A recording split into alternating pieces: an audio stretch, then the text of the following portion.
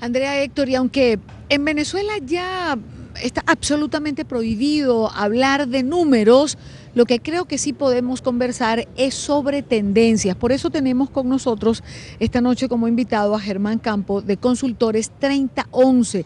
Y creo que una tendencia importante que siempre preocupa en todo proceso electoral, Germán, gracias por acompañarnos, Gracias, es lo que Gracias. tiene que ver con la abstención. Cuando uno ve estas grandes movilizaciones que se han producido en Venezuela, tanto del lado oficialista como del lado opositor, uno puede pensar que la abstención va a ser poca en esta ocasión. Bueno, sí, fíjate que para el 7 de octubre la participación estuvo en el 81% y una abstención del 19%.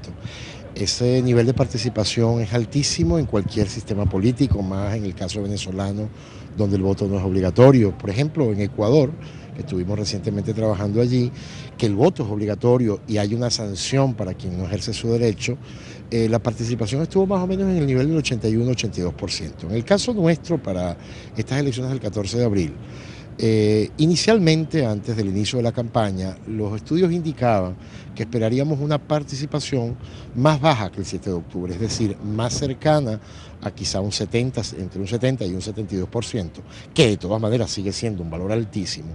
Pero el desarrollo de la campaña, eso que tú señalabas, a pesar de ser una campaña muy corta, donde pareciera que cada día ha representado como 4 días en una campaña normal, pues ha logrado producir el efecto que produce toda campaña, que es reafirmar tendencia e involucrar, es decir, aumentar los niveles de participación.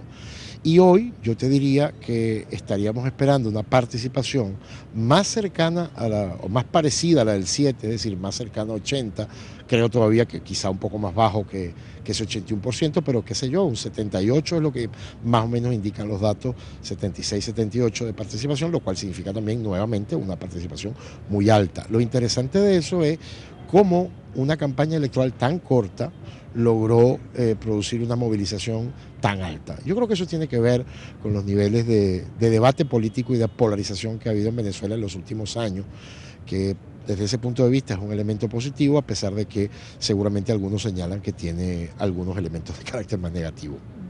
Ahora, una cosa que preocupa, ya que hablamos de la polarización, y en el tiempo que llevo en Venezuela he podido conversar con la gente que asistió a las diferentes concentraciones políticas, es precisamente la polarización. ¿No ha llegado acaso el tiempo para Venezuela de salir de esa polarización, que de continuar esta confrontación? Hay quien señala que Venezuela se está haciendo un país inviable. Bueno, fíjate, ese es quizá uno de los temas más interesantes del debate venezolano, no solamente de hoy, de cara al 14 de abril, yo creo que fundamentalmente después del 14 de abril. Yo tendría que decir varias cosas. Primero, la polarización no es por sí, por definición, una situación negativa para una sociedad, si entendemos la confrontación de modelos, de ideas, y además, Idania, no solamente en Venezuela, hoy hay un proceso de polarización muy fuerte en toda América Latina y en el mundo entero, que se expresa en cada sociedad de manera distinta. Yo creo que sí, yo creo que Venezuela a partir del 98 entró en una repolitización que yo creo muy positiva. Los ciudadanos recuperaron la política. En Venezuela, al igual que en muchas otras partes, hay una confrontación de visiones de país, de visiones del desarrollo, de visiones de sociedad, de visiones de futuro, que yo creo que es interesante porque es de estas confrontaciones que surgen la síntesis y las sociedades van encontrando estadios superiores y modelos políticos y sociales y económicos seguramente con mayores niveles de equidad. O sea que desde ese punto de vista yo creo que más bien eso es un proceso positivo. Lo que yo sí diría es que la polarización no tiene por qué convertirse en un permanente proceso de crispación social. Es decir, yo creo que los venezolanos pasamos por una fase ya donde probablemente esos niveles altísimos de polarización incluso fueron necesarios, porque eso significó romper cierta hegemonía de la Venezuela, de los valores y de las visiones dominantes en los 70, en los 80 y en los 90.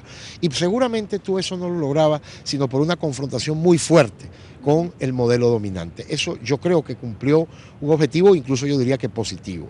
Ahora, yo creo que Venezuela debe abrir, y eso es un reto que tendrán los actores políticos, evidentemente en el contexto de una campaña electoral seguramente eso no es posible, pero luego de concluir la campaña y conocido el resultado electoral, habrá que abrir un diálogo de alguna naturaleza, un diálogo de sectores, un diálogo social, que preferiría llamarlo yo. Lo que pasa que también es cierto que hoy la sociedad venezolana, sus niveles de exigencia en términos del debate debate son distintos. Hoy el diálogo no puede ser ni entre estructuras populares, ni entre instituciones nada más, sino que hoy los niveles de participación de la sociedad, que tiene hoy distintas formas de organización, pues tiene todo el derecho y va a exigir participar de ese diálogo y de ese debate que creo que debe producirse en Venezuela en términos de, por lo menos, algunos grandes temas que pueden terminar en ser temas que consigan niveles de aceptación y niveles de impulso y de desarrollo mucho más altos. Te voy a poner un caso, y en ese sentido habrá que reconocer que los dos candidatos tocaron el tema. Creo que Nicolás Maduro incluso ha hecho una propuesta hacia adelante, el tema de la inseguridad, es decir, donde ha invitado a participar a todos los ciudadanos en que ese es un problema que tenemos que resolver, no solo desde el punto de vista del gobierno y de las instituciones, sino como sociedad. Claro, un problema generalizado. Y una pregunta importante que no quiero dejar por fuera, Germán. He tenido la oportunidad de escuchar a diferentes consultores que tienen que ver con encuestas, con datos, y si hay algo que preocupa es la diferencia que se presente para el ganador en esta contienda electoral. A todos les escucho la misma frase: ojalá, por el bien de Venezuela, la diferencia sea amplia para el que gane. Sí, lo que pasa, Dani, es que en Venezuela el concepto de diferencia amplia se ha convertido en un concepto muy particular. Si tú revisas los resultados electorales de la gran mayoría de los países, a veces se decide una elección por 1,5 puntos, 2 puntos. Hay alguna elección, por ejemplo, ahorita Rafael Correa en el Ecuador sacó 57 contra 22% del segundo. Eso es una diferencia muy amplia. En Ecuador además hay una segunda vuelta, no hizo falta por el resultado. Pero en muchos sitios las elecciones se deciden por una diferencia de 1 punto, 2 puntos, 3 o 4 puntos. En Venezuela hemos decidido elecciones por márgenes que superan los 20 puntos y aún así hemos tenido, ha habido alguna dificultad, ¿no? Entonces, claro, es cierto, uno entiende que pareciera que en la medida en que esa diferencia sea más clara, más contundente, pues yo creo que eso estabiliza más a la sociedad venezolana. En la medida en que no haya para ninguno de los sectores, para unos que van a obtener la victoria y otros que van a salir no victoriosos de esa elección, pues entender que esa fue la decisión de la mayoría de los ciudadanos y que esa mayoría, no importa si la diferencia es muy grande o muy pequeña, es lo que finalmente tienes que respetar en el juego democrático. Yo, como dices tú, no se puede hablar de números sino de tendencia. En todo caso, nuestro escenario es que será una diferencia lo suficientemente clara para que esto estabilice y genere un debate distinto a partir del 15 de abril en la sociedad venezolana. Pues ojalá y así sea. Gracias, Germán, por acompañarnos. Siempre a tu orden, Idania. Y un placer que estés de regreso por tu país. Gracias a Germán Campos de Consultores 3011. Héctor, Andrea, con esto volvemos al Centro Internacional de Noticias en lo que es esta cobertura especial de NTN 24 del proceso electoral venezolano.